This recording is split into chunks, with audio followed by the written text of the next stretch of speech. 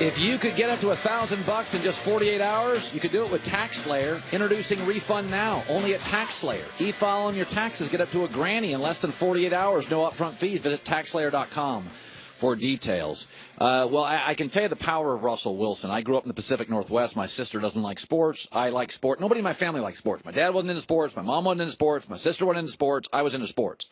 But I can tell you the power of Russell Wilson, the Seahawks quarterback. About 5 years ago, my sister became a huge football fan, and mostly a Russell Wilson fan. And she's like, God, I love this guy. He runs around. I love it. And it was kind of cool in my family because I was the only guy that ever liked sports. And then my sister on Sundays is like, what about the Seahawks? And we're texting back and forth. And she's sending me pictures and jerseys. And joining us via the Coward Global Satellite Network in Minnesota, Russell Wilson. So first of all, Russell, how are you this afternoon? It's great to see you again. It's a pleasure, man. You're the best. It's fun. I just came from Canada. Now I'm here in Minneapolis, and it's 0 degrees right now. Where are you? Are you in L.A. right now? Where are you at? It's 81 degrees, Russell. 81 degree difference. That's the difference between me and you, Colin. Well, but you're a good man. Well, let's start with this. Let's go back to your first Super Bowl. Yep. This is Nick Foles' first Super Bowl. Let's forget Brady for a second. Let's go back to your first Super Bowl. Bill Romanowski once told me he doesn't remember the first series in his first Super Bowl. He doesn't remember it. He was so nervous. So let's go to your first series in the Super Bowl. Is it a little fuzzy? Were you a little overwhelmed? No, I didn't feel overwhelmed at all, actually. I'm trying to remember what the first series was. I don't remember. I just remember holding up the trophy. That's what I remember. I remember two things. I remember two things, Colin. I remember winning the Super Bowl and holding up the trophy. And the thing that I remember is when I was a young kid, I used to always have this vision of me playing the Super Bowl. And so when I used to watch Super Bowls, one of my favorite things was right when kickoff happened or when the coin toss happened as well, you'd see and all the flashing lights, right? And that would be like the coolest thing ever. So I always wanted to do that. So I was fortunate to be one of our team captains in my second year, and I went out to the coin toss. And here comes Peyton Manning, and here comes Champ Bailey, right? One of the greatest football players of all time. So I go out for the coin toss. But don't forget, Joe Namath was coming out too as well. Oh, so good God. He comes out, and we do the coin toss. They flip the coin, and we're the visiting team. They say, heads or tails, and typically, you know what I mean? And so the referee, says, guys, gentlemen, we got the AFC, the Denver Broncos, we got the NFC, we got the Seattle Seahawks. And we're going to have our coin toss. Seattle Seahawks, you're the away team, so you get to choose. So then he goes, we're going to have Joe, the infamous Joe Namath, flip the coin toss. So Joe grabs the coin and flips the coin, right? Yeah. But the referee catches it and says, whoa, Joe, you got to let him call heads or tails. And Joe leans in at me and goes, hey, Wilson, I always had a quick release, and so I'll never forget that, And so one of my greatest memories of all time playing football. Russell, so that's my story. There's your story. That's great. Okay, let's start. You've had success against both these teams. Let's start with Philadelphia. I remember this year, you were brilliant. That you were running around making plays. In fact, I can remember the next day coming on the air and saying, folks, I've been a Russell Wilson fan for 4 years. This is going to go down as tape they put in the Hall of Fame. You were all over the field, 3 touchdowns, no picks, evading the rush. But by the way, the reason you had to run was because Philadelphia put pressure on you. Take my audience to what the Eagles' defense, what do you see? What will Brady see? Well, their defense is really, really good. They're really talented. It can fly around. They have a lot of pressure packages. They do a great job of that. They really disguise really well. But Brady, he studies his film. He'll know what to do. He'll have a plan. They'll have a great game plan. And the key is when you're playing these games, it comes down to who's the team that can be the calmest, the quickest, and then who can finish the game strong and be poised and do the right thing. And so I think in this situation, obviously Tom Brady's done it before, but that doesn't mean that the Eagles can't. I think that with this team, the Eagles, they have a lot of guys who've won Super Bowls. I think they have 5 guys maybe who've been in Super Bowls before, which is a big factor. I do think that this defensive rush, though, that the Eagles have is one of a kind. I mean, they got guys flying from everywhere. The key, though, is with the Eagles, all year they had great offense. They played great defense. And the key is you got to play really well early because their rush, you don't want to be in third and long situations because their rush is really, really strong and really fast. And so But Tom will be ready to play some great football. That's for sure. Yeah, that's a good point. You don't want to be on 2nd and 9, 3rd and 11, so you want to have success on first downs. Now, similarly, you've had great success against New England. You went to Foxborough last year and were brilliant. And then even in the Super Bowl, you moved the football. So now this is a very schematically savvy defense. Belichick's a defensive guy. Yeah. What will Nick Foles see? What are the tricks they try to do with your eyes, your vision, your tunnel, what you're looking at? Well, I think the thing that they're going to do, they love man defense. They're going to play great, man defense. That's always kind of been their thing. They may see some two-man and everything else. The thing that, Nick has to just be ready for is just capitalize on the plays when they're there. Don't panic. Just play ball. And realize it's not just all on him. You're playing one of the great, in my opinion, you're playing Tom Brady, the greatest quarterback of all time.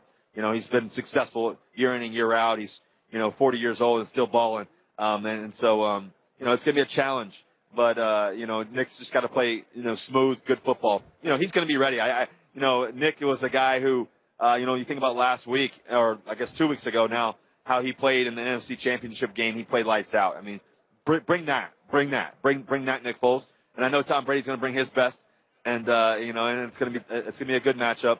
I have a lot of respect for Nick. I've gotten to know him. And then also Tom, I've gotten to know over the past few years. And so, I'm excited about watching these two guys, play some great football. It's interesting. We were talking about the dynasty earlier with New England. You are, because Pete Carroll is known as a defensive guy, and many of your best players were defense. Seattle often, we hear about the Legion of Boom. It's a different world, Russell, where you are the star quarterback, but you kind of play in a defensive-minded or defensive-branded system. Do you ever, and I know you're a selfless guy, but do you ever think, man, it would be great to throw it 48 times a game, and it would be great to have Pittsburgh's offense and freedom? You often don't. Do you ever think about stuff like that, playing in another offensive, more friendly system? Colin, what's great? What's great is winning. That's what's great. That's all I care about. I'm obsessed with winning, and doing whatever it takes. I'll lay it on the line no matter what it takes. We gotta throw it 10 times. We gotta throw it 40 times. We gotta throw it 50 times. If I gotta run to get a first down, run to get a touchdown, we gotta do whatever it takes. All year, all season. That's what I'm in love with. I'm in love with winning, and that's what I care about most. Tom versus Time is a 6-part documentary that Brady has released over the last week. I'm obsessed with it. I think it's fascinating, because as I get older, I try to eat better. My wife went vegan 6 months ago, and I'm trying to support her. And so we're kind of into that stuff. And I know you are a guy that's totally committed. But how far does your commitment go? Because I had Alex Smith on the other day, and he said, Colin, I'm committed, but I like balance. I like a glass of wine occasionally. How far do you go, Russell, with your diet and training? Do you have a day you ever go out and just say, okay, I'm going to have chocolate chip cookies today mid-season. I want to go out and have a cocktail. How committed are you? Well, you have to be disciplined. You have to be disciplined in the things that you're dedicated to. Everybody's, food thing is different, I think. But the thing that's more fascinating than anything else is his mind. And that's what I'm dedicated to. I'm dedicated to the mindset of what it takes to be great, and it's an everyday thing. It's an everyday obsession. There's no such thing as a day off.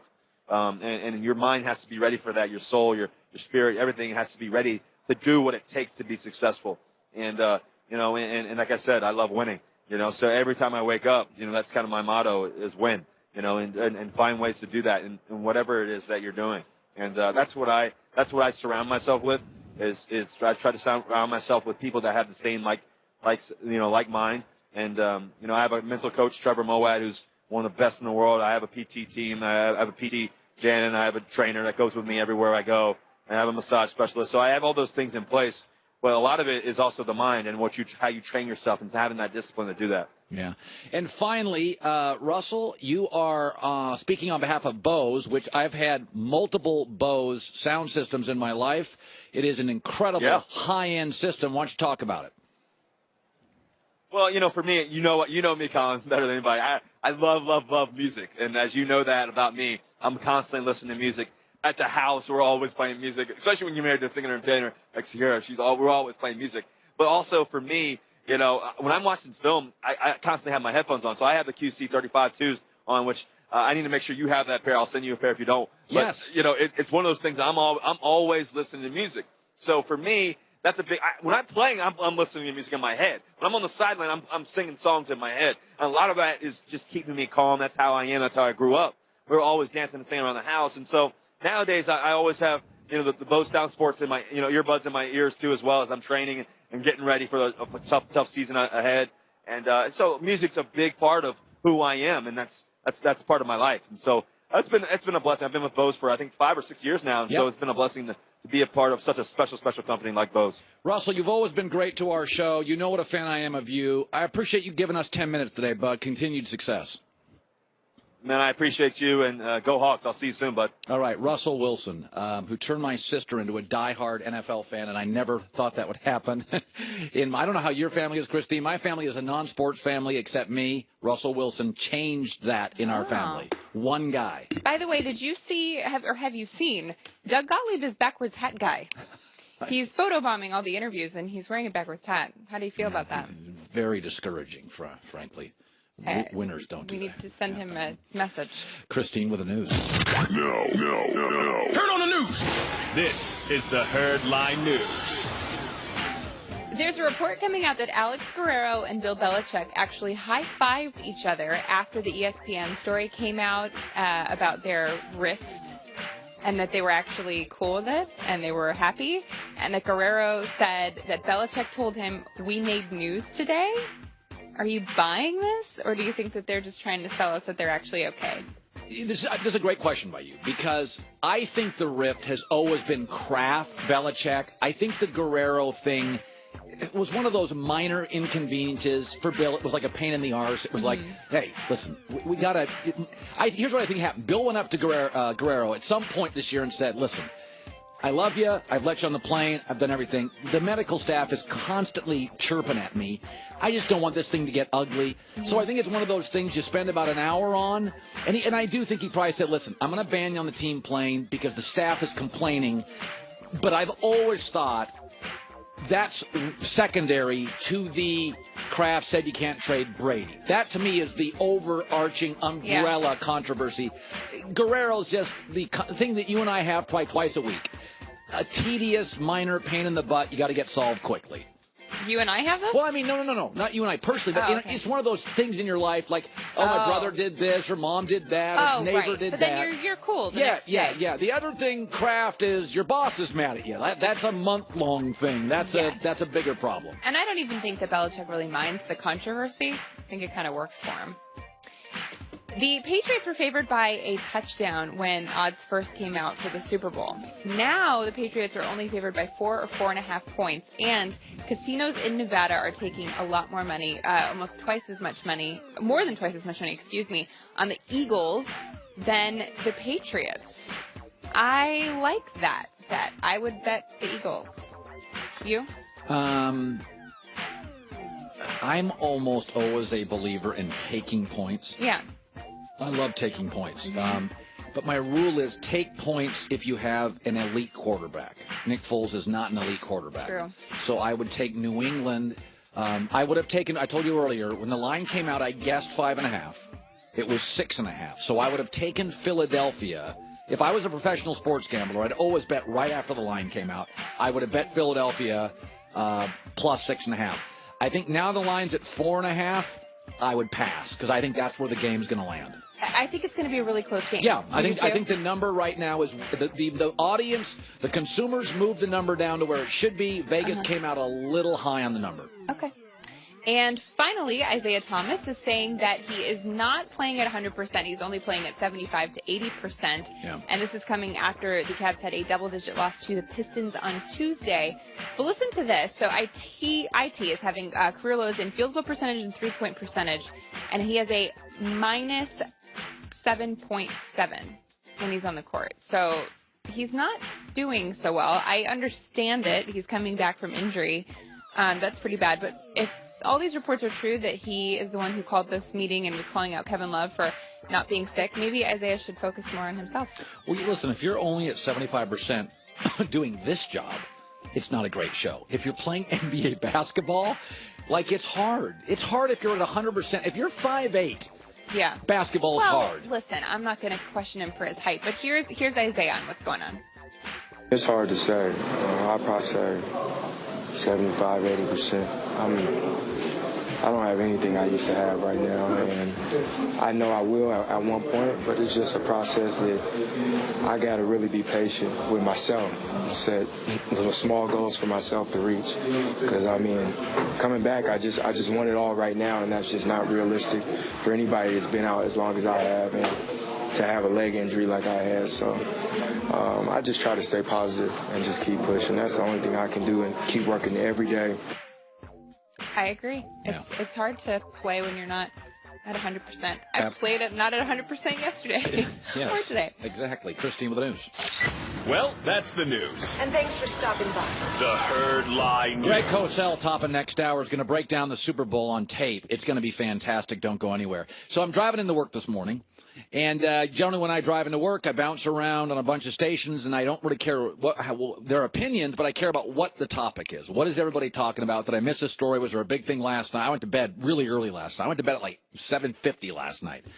And so on a couple of stations they're talking about, which is kind of a big topic this week, Brady, MJ, best of all time.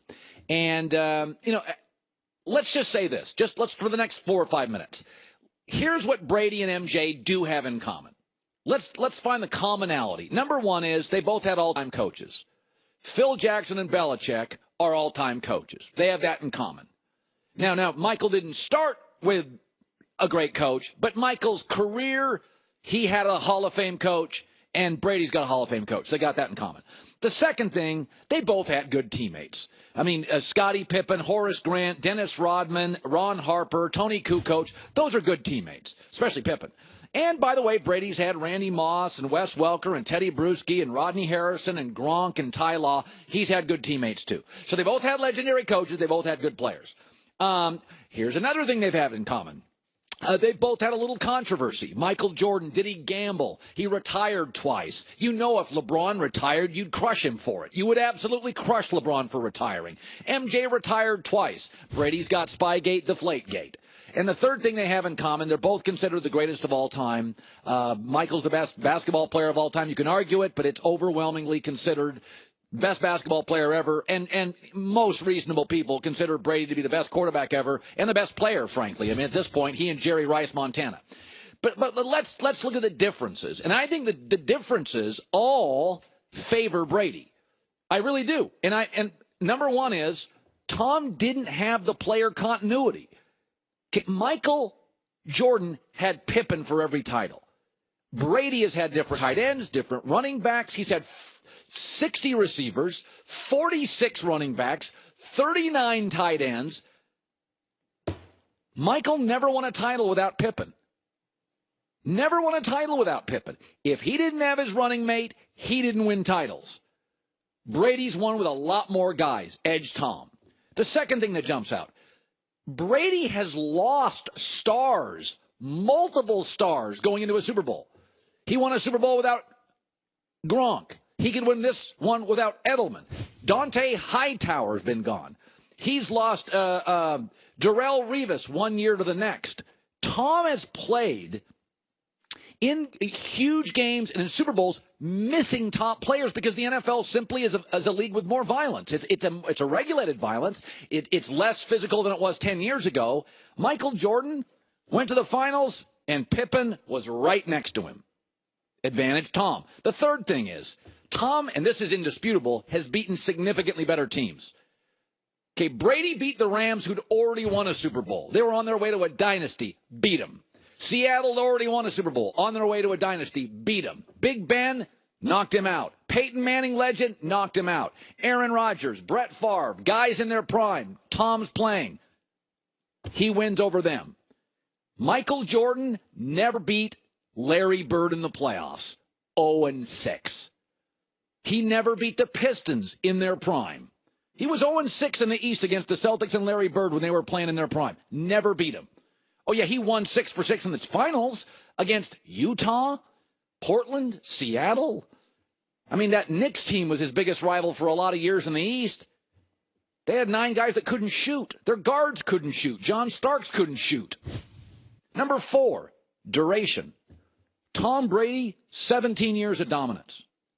17 years of dominance in a more physical sport. Michael Jordan, first to last title, 8 years, and retired in the middle of it. That is a clear edge. Mentally, discipline, duration, huge edge, Brady.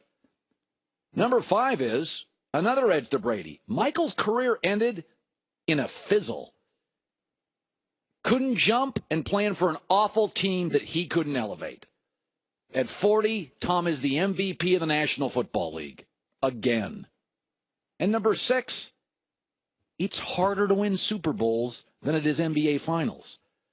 You have a bad half, you lose in the Super Bowl. You can have multiple bad games against the Utah Jazz. Jordan did both finals he faced them, still won. He had 2 bad games against the Sonics, lost, and they still won. Just harder to win in the Super Bowl. In the NFL, you've got a tight salary cap. In the NFC, we've had a different team every year. The NFC is the greatest example of how hard it is to win a Super Bowl. I mean, the NFC East, when's the last time they had a back-to-back champion that was the same? The NFC South, every year it's a different team. The only conference that delivers the same team a lot, New England and Brady. It's just easier to win in the NBA. If you have Pippen and Jordan, if you have Steph and KD, you get hurt less, you lose your teammates less, and even if you have bad nights, it's a 7-game series. So those 6 reasons to me are absolutely advantages Brady against Jordan all time. And frankly, Tom's getting to more Super Bowls. I didn't even mention that. You can be into perfection. I never have been.